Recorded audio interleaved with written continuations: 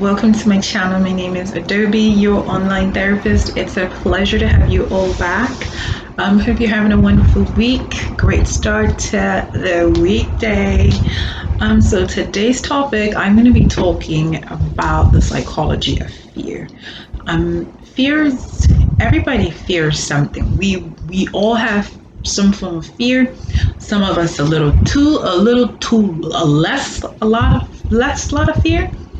Some of us have a lot of fear. Some of us don't have enough fear. Some of us have a balance between, if the apocalypse is going to happen, what am I going to do?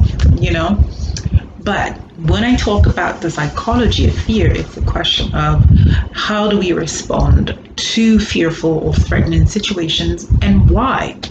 Well, the psychology in terms of fear is that fear is a biochemical reaction, like a lot of things. A lot of emotions are all biochemical reactions, but it's happiness, sadness, depression, fear, and so on. Okay. So when it comes to fear, as a biochemical reaction, it's simply our body's way of, it's a survival mechanism because fear alerts us to danger. In the past or in years ago with our ancestors, primitive ancestors, it was about the fear of lions, tigers, and bears. But it was about, but right now, fear could, you could be fearful about your station in life. You could be fearful about your work or career. You could be fearful about starting a family.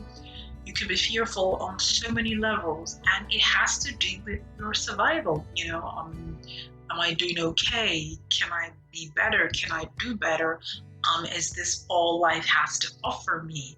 Fear constantly drives us to protect ourselves, to ensure, our standings, our positions, and basically plan further on how to survive. Um, so the psychology of fear as it is in its primitive form, the flight, fight, flight, or freeze, is simply how we respond to danger or threat of harm. And it keeps us alert. It helps us to plan. It helps us to take initiative.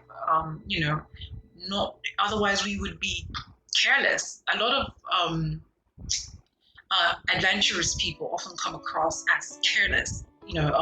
Carefree, but more careless because it's almost like the adrenaline rush kind of dissipates every warning signals that the brain sends. Not don't jump off that cliff, even if it's a paraglider, or if you're coming off a plane, parachute, anything. Don't get on that roller coaster.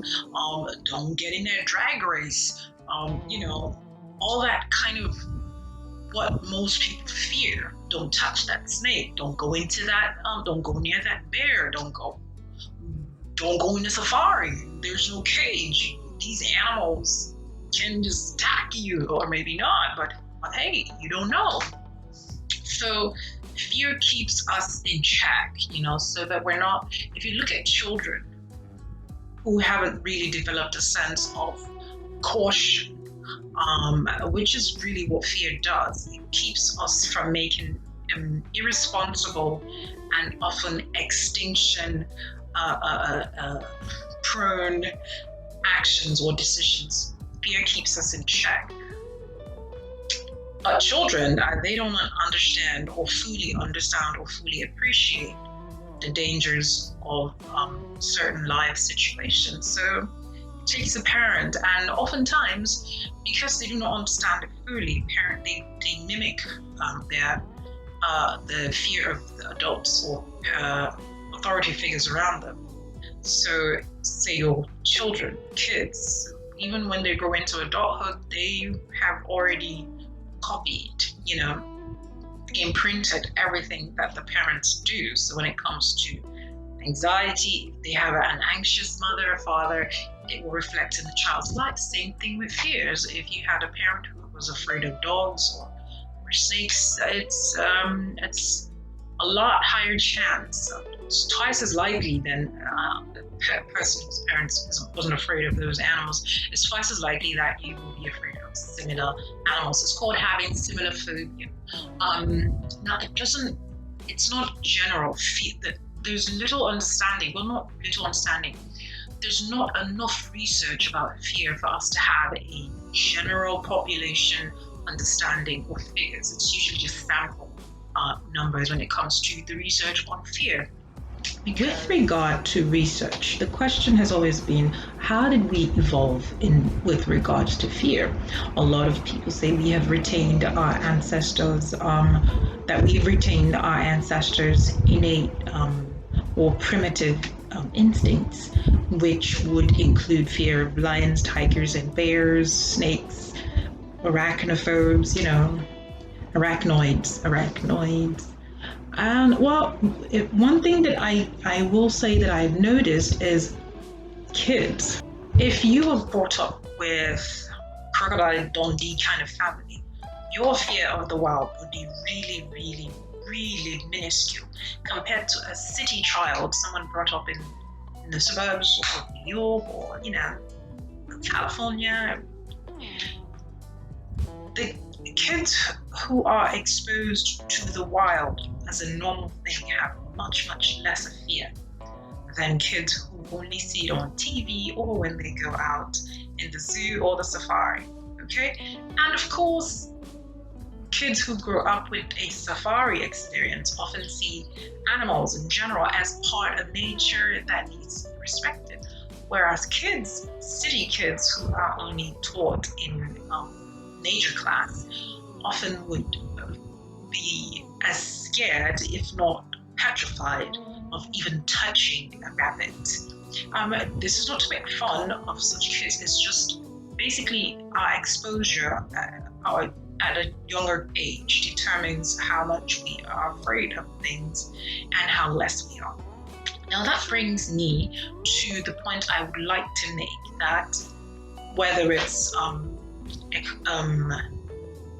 evolution, whether it's nurture, nature, your exposure to certain things will make you less prone to fear and more courageous. They do say courage is not the absence of fear, but more of a managing it, a control of fear. Courage is more like a control of fear. And when a child is asked to hold a tarantula, I dare you not, please don't make a child hold a tarantula. That thing is poisonous. But say a child is being taught how to handle wildlife, such as snakes, spiders, whatever, petting a monkey, whatever. If the adults around are like smiling, encouraging, that child grows up having a much more relaxed sense of safety around such animals compared to someone whose mother jumps on a couch or screams at the top of her lungs by sighting a cockroach, much less a spider, heavens forbid an iguana, hell no to a snake, okay? So generally what I'd like to see fear as is, as much as they are evolved, we have evolved an innate instinct intact with fight, flight, or freeze responses to whether physical or emotional, dangers or threats of harm. Oftentimes, learned responses is what we have when we kind of respond to these things. If you were taught to not cry, you might not cry, even if you feel like you would try. We're not taught to cry, but the more there are phobias, which is an irrational fear for something. You know you're safe, it's not going to harm you, but you're just freaked out.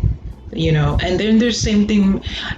Phobias can range from actual physical creatures to just imagined fears. Well, not imagined, but more like public speaking, the fear of that crowd, everyone looking up at you, or a fear of enclosed space, claustrophobia, or fear of heights, and so many other types of fear that you can imagine. Quite a broad category.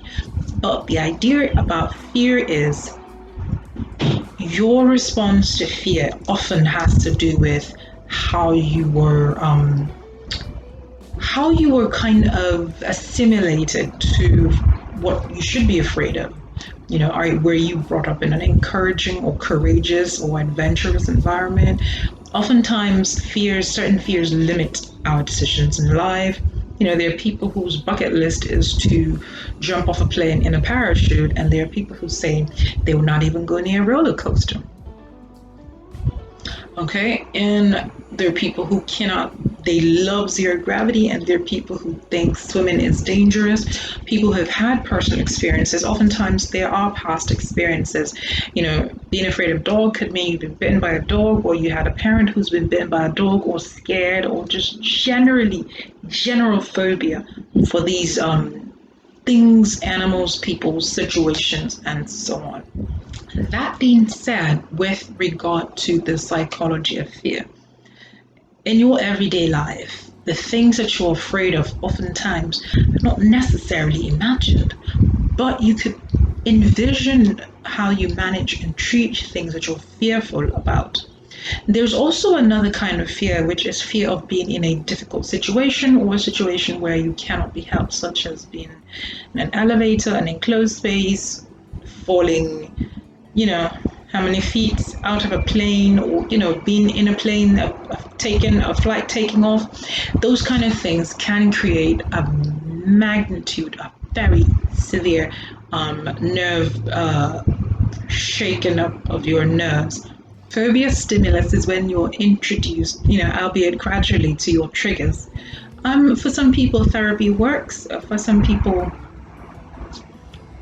it's just a fear they have to live with, manage their lives, and hopefully those around them can respect the fact that they would rather not be around or surrounded by their phobias. Do not force someone who's afraid of heights to stand on a ledge, whether it's a swimming pool, board, or just standing in. There are people who can't even go on bridges. To some people who have, low frequency for fear, it's going to look like, oh, don't be ridiculous. You don't be ridiculous. It's a serious affair, and it's not quite, I wouldn't call it fair if you force someone to do something they're not prepared for. Don't forget, most of our conditionings come from a very young and tender age. So you need a professional, and you need, another set of mental conditioning to get you out of these mental blockers. All right, so guys, don't forget, it's important to get you a therapist, a psychiatrist, or a psychologist. You pick which one can really dig deep into the crevices of your mind, right? But most importantly, you are the biggest player in any therapy session. You have to be willing, you have to be committed, and of course, you have to be open to the possibilities of what you are capable of doing. Many times we go to experts and surrender our brain cells, but actually you're supposed to work with experts, okay? They bring their expert knowledge, you're supposed to process it, and if you're having trouble processing it, you ask them to simplify, okay? Never be rushed by an expert just because they're an expert. You have the right, okay, to understand the process, to understand the results, the benefits, to understand the negative side effects, if any, and to be able to make those decisions. This is not a dictatorial session. This is not you're not a prisoner of war, basically. So as much as we entrust our lives and our minds to experts, it's very important that you understand that you are the biggest hero in your story. So please do not abdicate for anyone. Make sure you are well situated in this game of life. I will see you guys in my next video. Until then, don't forget to comment, like, and subscribe, and do share. All right, thank you so much. Bye bye.